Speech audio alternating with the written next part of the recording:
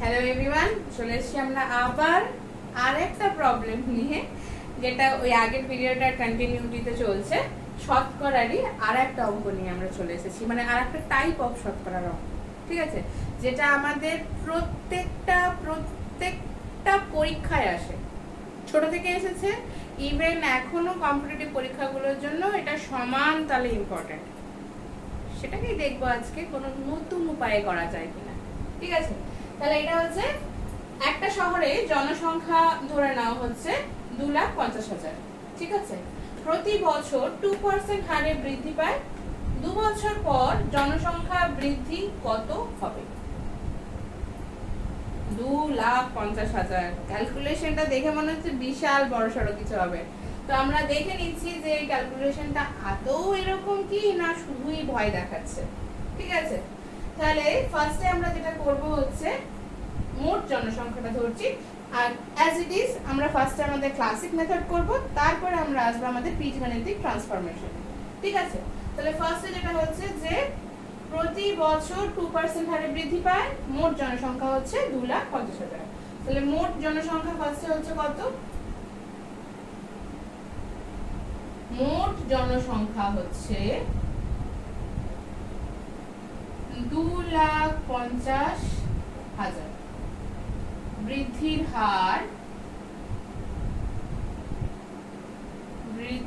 হার হলো 2%। আর সময় আমাদের কাছে হচ্ছে দেওয়া 2 বছর, ঠিক আছে। এটা হচ্ছে আমাদের সময়, এটাতে 2 বছর দেওয়া হয়েছে। তাহলে এটার একটা সিম্পল বা ক্লাসিক মেথড যেটা আমরা করে থাকি সেটা হচ্ছে এই উপায়ে, যেটা হচ্ছে 2,50,000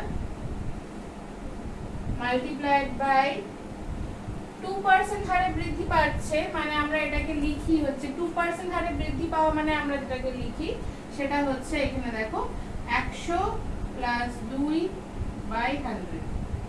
তাহলে মোট জনসংখ্যা হয় 102/100। 2% হারে বৃদ্ধি পাওয়া মানে 2 করে বাড়ছে পার্সেন্টেজ হিসাবে।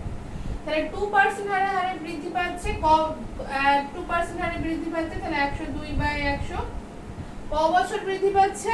2 বছর।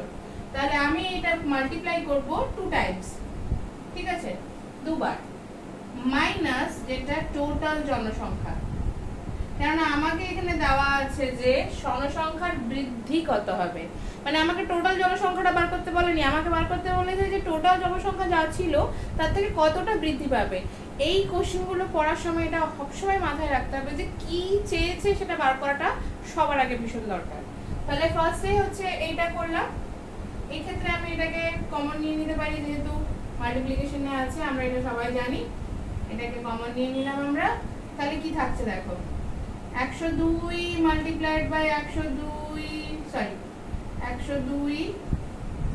বাই 1 2 3 4, তাই তো, মাইনাস 1। এটাকে আমরা কি লিখতে পারি? 2,50,000 মাল্টিপ্লাইড বাই,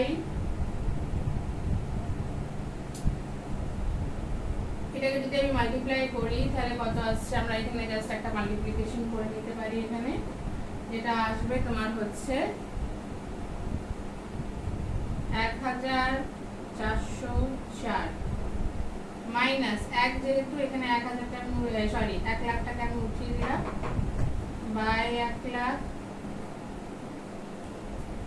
ঠিক আছে, বাই 1 লাখ। তাহলে আমরা দেখো এখানে পাচ্ছি 2,50,000 multiplied by 404 by 1 lakh, sorry. তাহলে এবার দেখো এটাকে 4টে শূন্য কেটে যাচ্ছে, তাহলে টোটাল তোমার আসছে হচ্ছে 1,0,1,0,0, ঠিক আছে। এটা হচ্ছে আমাদের অ্যান্সার, ঠিক আছে। 25 দিয়ে তাহলে 4কে মাল্টিপ্লাই করে দেখতে পারো, এটাই অ্যান্সার আসবে। এবার এইটার যে বীজগণিতিক প্রসেস, সেইটা আমরা এটাকে জাস্ট বসাচ্ছি। দেখো সাইডে আমি বীজগণিতিক প্রসেসটা লিখছি।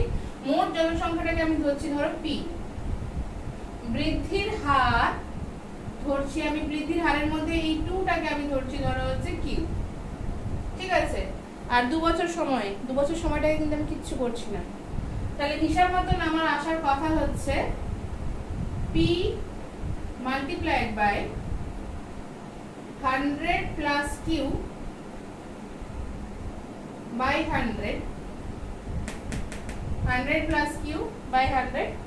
মজাটা দেখো, এখানে আমি কবার করেছি মাল্টিপ্লিকেশন? দুবার। কেন করেছি? কেননা 2 বছর করা আছে বলে।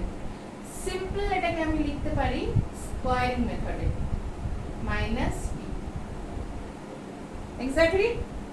তাহলে আমি এখানে আনতে পারি p টাকে কমন নিয়ে 100 plus q by 100 minus 1, sorry, square minus 1, this is the formula, this is the formula। তুমি এটাকে করে দেখো, সেম অ্যাজ প্রসেস আসবে। এইভাবেই যদি তুমি করতে থাকো জিনিসটাকে খুব সহজে করতে পারো। যদি এটাকে ফর্মুলেটিক ভাবেও ভাঙতে চাও সেটাও করতে পারো। দেখা যাক এটাকে আরো ছোট করা যায় কিনা। আমি আর ছোট কেন করতে চাইছি না, যে যদি কোনো কারণে ধরো সংখ্যাটা ভীষণ বড় হলো বা ভীষণ কম হলো বা ছোট হলো, সেক্ষেত্রে ক্যালকুলেশনের টাইমটা আমার কমে যাবে বা জিনিসটাকে আরো একটু জটিল হয়ে যাবে। তাও আমরা এটাকে চেষ্টা করে দেখতে পারি যে এটা আসছে কিরকম। যে দেখো 100 plus q তার whole square minus 100 square by 100 square, ঠিক আছে। তাহলে p বাই 100 স্কয়ার, মানে স্কয়ার মানে এখানে যেহেতু 2 বছর আছে, এখানে আমি এই বছরটাকে যদি y ধরি, এটাকে যদি আমি y ধরি, তাহলে অ্যাকচুয়ালি এখানে দাঁড়িয়ে যাবে হচ্ছে তোমার y, ঠিক আছে। যতগুলো বছর হবে সেই হিসাবে দাঁড়িয়ে যাবে হচ্ছে তোমার, দেখে নাও,